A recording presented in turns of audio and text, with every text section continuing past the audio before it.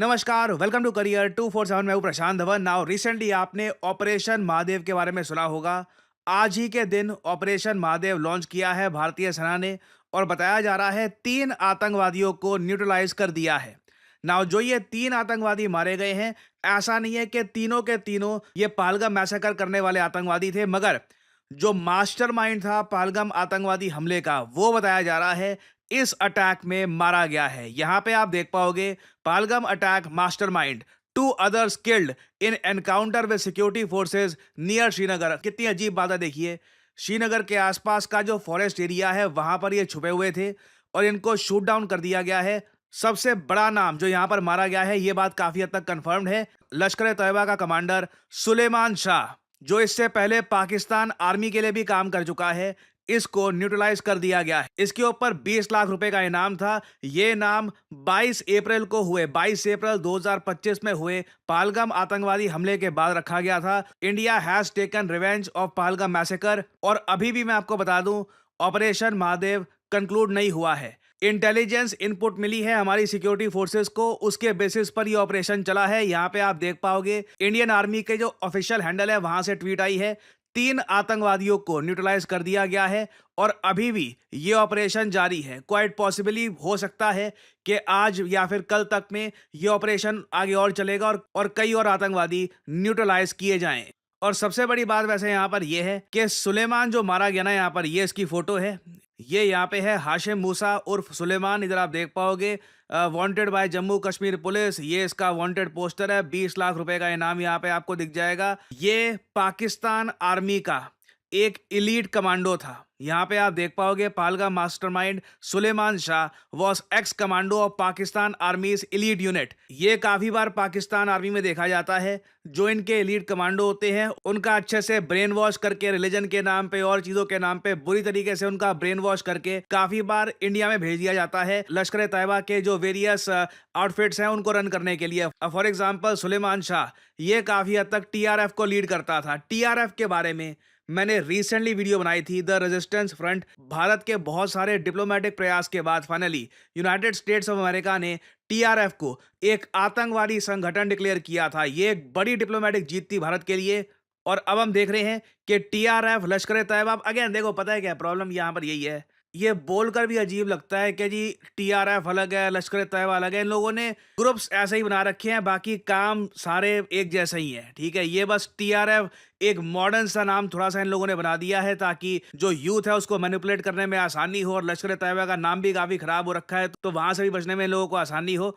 पाकिस्तान की गवर्नमेंट अभी भी आप अगर देखो ओपनली शेमलेस तरीके से TRF को बैक करती है, कहती है कि TRF को जो आतंकवादी संगठन का टाइटल दे दिया गया है US द्वारा, ये गलत है। बट इंडिया के पास ये सुलेमान शाह का जो एनकाउंटर के बाद जो यहाँ पे प्रूफ सामने आया है, ये एक बड़ा एविडेंस है इंटरनेशनल मीडिया के लिए, इवन वेरियस कंट्रीज के लिए, जो समझना चाहते हैं कि कश्मीर में हो क्या रहा है, कश्मीर में किस तरीके से पाकिस्तान डायरेक्टली आतंकवादी भेजता है और ये आतंकवादी निहत्थे इंडियंस को मारते हैं। नाउ अगेन यहाँ पे आपको ये भी समझना होगा, बीच में कुछ क्वेश्चंस ये भी उठे थे कि पहलगाम मैसेकर जो हुआ था उसका ब्लेम हम पाकिस्तान पे कैसे डाल सकते हैं। सुलेमान शाह की डेथ ये बात क्लियरली हमको बता देती है कि पाकिस्तान किस हद तक इस अटैक के पीछे इन्वॉल्व था और ऑपरेशन सिंदूर क्यों इतना ज़्यादा ज़रूरी है। जी हाँ, मैं ये नहीं कह रहा ज़रूरी था, मैं यहाँ पर कह रहा हूँ ज़रूरी है, क्योंकि रिसेंटली भारत के CDS ने फिर से ये बात रिपीट करी है, ऑपरेशन सिंदूर अभी खत्म नहीं हुआ है। इधर यहाँ पे आप लोग देख पाओगे आर्टिकल, ऑपरेशन सिंदूर अभी भी ऑनगोइंग है। मिलिट्री प्रिपेयर्डनेस इसलिए बहुत ही ज्यादा हाई रहनी चाहिए। ये बात रिसेंटली भारत के रक्षा मंत्री राजनाथ सिंह जी ने भी पार्लियामेंट में बताई है। पार्लियामेंट में इस वक्त बाय द वे डिबेट चल रहा है पहलगाम आतंकवादी हमले को लेकर, ऑपरेशन सिंदूर को लेकर काफी यहाँ पर डिस्कशंस हो रही हैं। और CDS साहब ने देखिए रिसेंटली ये भी कहा था कि पहली बात ऑपरेशन सिंदूर अभी खत्म नहीं हुआ, दूसरी बात भारत को फ्यूचर के मिलिट्री ऑपरेशंस के लिए इंफॉर्मेशन वॉरियर चाहिए, टेक्नोलॉजी वॉरियर चाहिए, स्कॉलर वॉरियर चाहिए। ये बहुत अच्छी बात है कि हमने इस बार प्रॉपरली ये बात एक्सेप्ट करी है कि ऑपरेशन सिंदूर तो हम कर रहे थे, मगर कहीं ना कहीं इंफॉर्मेशन वॉर में ना हम लोग और कर सकते थे, वहां पे इंप्रूवमेंट की गुंजाइश है।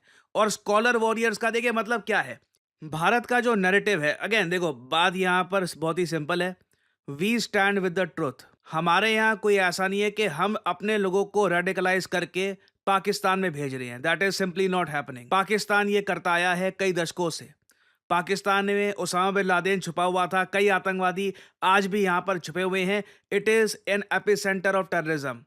नाउ ये बात इंटरनेशनल मीडिया के सामने लेकर जाना, उनको समझाना कि इशू क्या है, क्यों ऑपरेशन सिंदूर लॉन्च किया गया था, यहाँ पर जो मेन कंसर्न है ये क्या होना चाहिए, हमें क्यों डिस्ट्रैक्ट नहीं होना चाहिए छोटी चीज़ों को लेकर कि जी कितने मिसाइल कहाँ पर लगे, क्या हुआ। मेन जो यहाँ पर इशू है कि एक थियोक्रेटिक स्टेट है जिसने एक टेररिज्म वॉर स्टार्ट कर रखी है इंडिया के अगेंस्ट, उसे एक्सपोज करना होगा। तो उसके लिए हमें स्कॉलर वॉरियर्स चाहिए होंगे जो इंटरनेशनल मीडिया के सामने भारत का नैरेटिव रखें। हमें इंफॉर्मेशन वॉरियर्स चाहिए होंगे, ऐसे लोग जो इंफॉर्मेशन को इंटरनेट पर सही जगह प्रॉपरली पुट आउट करें। और देखो, इंफॉर्मेशन वॉरियर होने के लिए इट इज वेरी इंपॉर्टेंट कि आप हमेशा सच के साथ खड़े हो। कुछ भी, अब देखो पाकिस्तान की तरफ से भी ये इंफॉर्मेशन प्रोपेगेंडा खूब करते हैं, ठीक है, कुछ भी बोल देंगे, कुछ भी यहाँ पे इनकी स्टेटमेंट आ जाएगी। बट इंडिया में एटलीस्ट मैं ये कहूंगा जो साइबर स्पेस में ज्यादातर लोग हमारे जो इन्फॉर्मेशन प्रोवाइड करते हैं, they are very much credible. फिर साथ ही साथ हमको टेक्नोलॉजी वॉरियर्स भी चाहिए। ये तीनों चीजें भारत को चाहिए होगी, क्योंकि आने वाले समय में जब ऑपरेशन सिंदूर का पार्ट 2 हम रीस्टार्ट करेंगे, जब फिर से इसमें एक बड़ा स्टेप लेंगे, उसमें इन तीनों वॉरियर्स का क्रिटिकल रोल रहने वाला है। और साथ ही साथ देखिए, हमको ये भी इंश्योर करना होगा कि भारत का जो ग्रैंड नैरेटिव है ये कभी वीक ना हो। ऐसा ना हो कि एक तरफ हम ये कह रहे हैं कि जी पाकिस्तान आतंकवाद फैलाता है, पाकिस्तान से काफी आतंकवादी निकल रहे हैं, but at the same time एक महीने बाद हम पाकिस्तान के साथ एक बहुत बड़ा क्रिकेट मैच खेलते हैं जो ऑनलाइन वायरल हो जाता है। अमेरिकन, यूरोपियन सब देखते हैं कि कितना बड़ा एक इवेंट होता है, स्पोर्टिंग इवेंट होता है जब इंडिया पाकिस्तान आपस में खेलते हैं। उससे सारा नैरेटिव खराब हो जाता है। बेसिकली दुनिया को लगता है कि अच्छा ठीक है, टेररिज्म की प्रॉब्लम है, मगर India is comfortable with playing sports with Pakistan. क्योंकि एक तरफ लिटरली पाकिस्तान आर्मी का जो कमांडो है ये इंडिया में मारा जाता है एक आतंकवादी हमला करने के बाद, दूसरी तरफ उसी कंट्री के साथ हम एशिया कप में मैच खेलने वाले हैं। और इस बार मुझे यह देख के अच्छा लग रहा है कि अक्रॉस पार्टीज, चाहे कोई राइट विंग हो, लेफ्ट विंग हो, सब लोग कह रहे हैं कि आतंकवाद और स्पोर्ट्स ये इकट्ठा को एग्जिस्ट नहीं कर सकते। इवन आप देखोगे कांग्रेस पार्टी ने भी ये बात बोली है, terror and sports can not go together. और एंड आई होप कि इंडिया एक बड़ा स्टेप लेगा।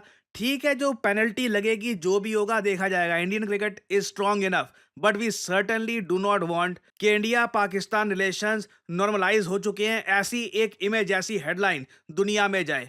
आप इस बात से एग्री करते हैं, नहीं करते, लिखिएगा कमेंट सेक्शन में, मैं जानना चाहूंगा आपका ओपिनियन।